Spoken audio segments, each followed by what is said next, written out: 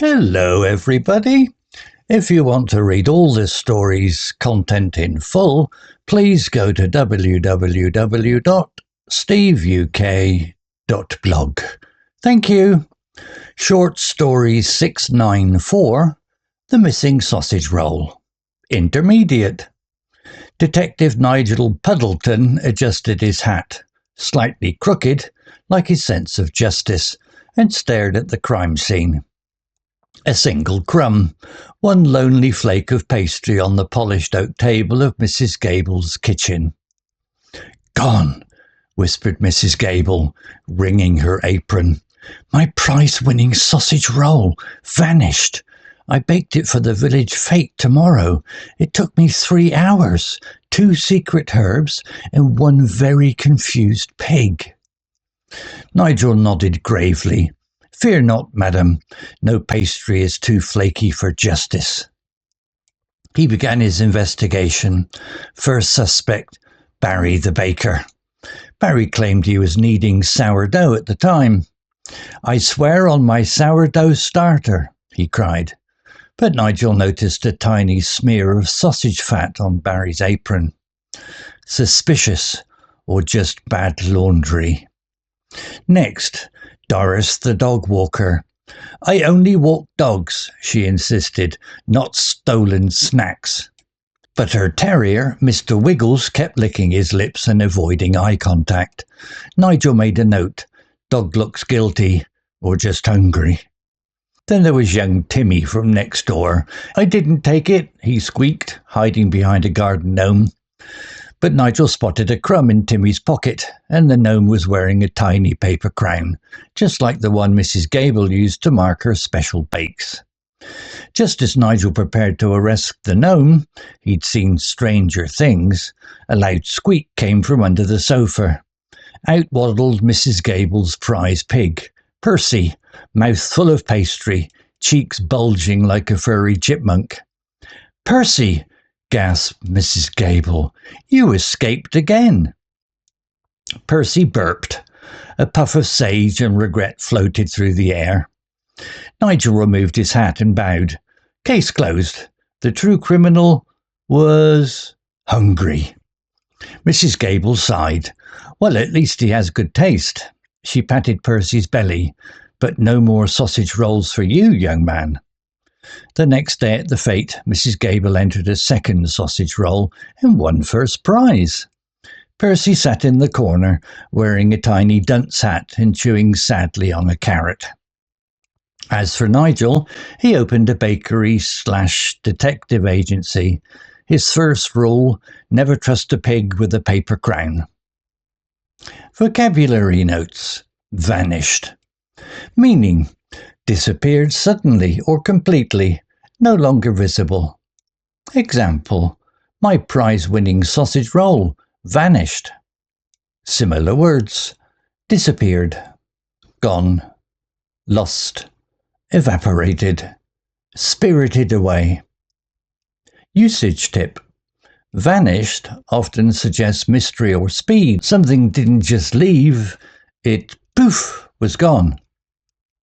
Suspicious, meaning having or showing a feeling that something is wrong or that someone is behaving dishonestly. Example, suspicious or just bad laundry.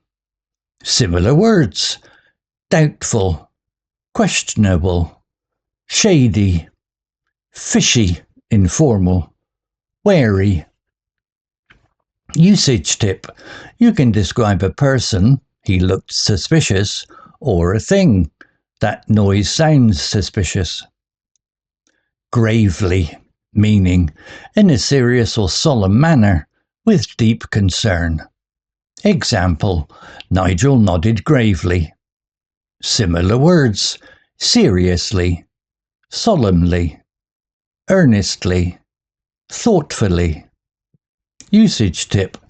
Gravely is more formal than seriously and often used in dramatic or important situations. Wringing, meaning twisting and squeezing, usually hands or fabric, tightly, often due to anxiety or stress. Example, Mrs. Gable wringing her apron. Similar words: twisting, squeezing, clutching, fidgeting. Usage tip: wringing one's hands is a common phrase showing nervousness or worry. Burped, meaning made a short, loud sound from the stomach through the mouth, usually after eating or drinking. Example: Percy burped. A puff of sage and regret floated through the air. Similar words: belched, more formal or medical. Let out a burp. Hiccuped, different sound but sometimes confused. Usage tip: burped is informal and often used humorously, especially when animals or children do it. Story written by Quen AI. Image created by onemin.ai. To read all the story's content in full, please go to www.steveuk.blog. Thank you. CC Music, drifting at 432 Hz, Unicorn Heads. Welcome back to the deep dive. Today, we're thinking our teeth into something a bit different. Actually, quite delightful. A short story. That's right. It's about a high-stakes culinary crime, if you can believe it. The missing sausage roll. Exactly. And our mission here is to sort of unpack how the author builds this whole mystery structure, only to, cleverly undercut it using some specific language choices. It's quite neat. It really is. And we jump straight into the tragedy, so to speak. You meet Detective Nigel Puddleton. Right, the hat guy. The hat guy. His hat is slightly crooked, like his sense of justice. It's brilliant. Ah, yeah. And the scene is set with Mrs. Gable, who's just distraught, wringing her apron. Yeah, her apron, yeah. Mourning her prize-winning sausage roll. Yeah. Apparently it was destined for the village fete. This wasn't just any sausage roll, though. The source makes that clear. Oh, absolutely not. It took, 3 hours? 3 hours, 2 secret herbs. And the crucial detail: one very confused pig. Confused or maybe involved. Anyway, Nigel's on the case. It starts small, right? A single crumb. Just one tiny crumb of pastry found on a polished oak table. And immediately, the finger points towards the lineup of suspicious characters. Okay, let's unpack this a bit. This is where the story really leans into misdirection, isn't it? Completely. It takes you on this whirlwind tour of suspects. First up, Barry the baker. Claims he was just kneading sourdough. Innocent. Claims innocence, yes. But Nigel finds this tiny smear of sausage fat. Very suspicious. Or maybe he just runs a bakery. But okay, then who? Then there's Doris the dog walker. She flat out denies everything. But her dog. Ah, yes. Her terrier, Mr. Wiggles. Apparently he's licking his lips and, crucially, avoiding eye contact. So wait, the detective is seriously considering a dog's lack of eye contact as evidence? Well, that's the thing. The narrative deliberately uses these over-the-top details. The analysis points out how these specifics make everyone seem suspicious. Right, to build that fake tension. Exactly. It exaggerates everything. You, the reader, are meant to feel these incredibly high stakes over a sausage roll. And it peaks with young Timmy, the main suspect for a bit there. Oh, Timmy. Yeah. He had crumb in his pocket. Okay, maybe plausible. But the clincher. The paper crown. Mrs. Gable's special marker for her prize bakes. And where was it? Perched on the head of a garden gnome that Timmy was hiding behind. A garden gnome, okay. And get this, Nigel was apparently preparing to arrest the gnome. He figured he'd seen stranger things. Arrest the gnome, wow.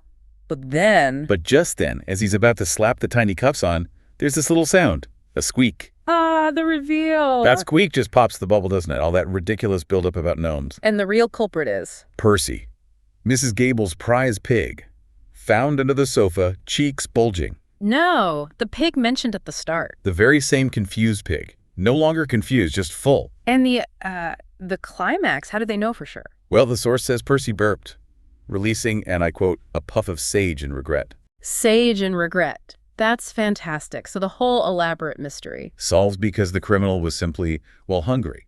It's brilliant how the language sets up this whole serious detective thing and then just pulls the rug out. Absolutely. And that shift, that contrast, is where the story's vocabulary lesson really comes in. It's satirizing the mystery genre through language. Like how Mrs. Gable describes the crime initially. Exactly. She says the roll vanished. Poof. Which sounds very dramatic, very mysterious. Right. The word vanished implies speed, maybe something sinister. It just disappeared. Yeah. But then you contrast that with the detective's reaction. Nigel nodded gravely. Gravely. Such a formal, serious word. You use it when the situation is, genuinely serious. But here it's about a missing snack. Precisely. Why use gravely for a case that ends with a burping pig under furniture? It's the gap between the word and the reality that's funny. That high formal register vanished, gravely crashing into the very, very informal reality of a pig's burp. That's the satirical core right there, that contrast in register. It makes the whole thing work. Definitely. And we also see it with wringing. Mrs. Gable wringing her apron. Classic image of distress. Yeah, it's a very common phrase, signals nervousness, worry. It anchors the initial drama. So the author uses these specific evocative words. Vanished, gravely, wringing. To perfectly shift the tone. From melodrama to basically farce. So what happened in the end? Did Mrs. Gable get to the fete? She did. Made another sausage roll, won first prize the next day.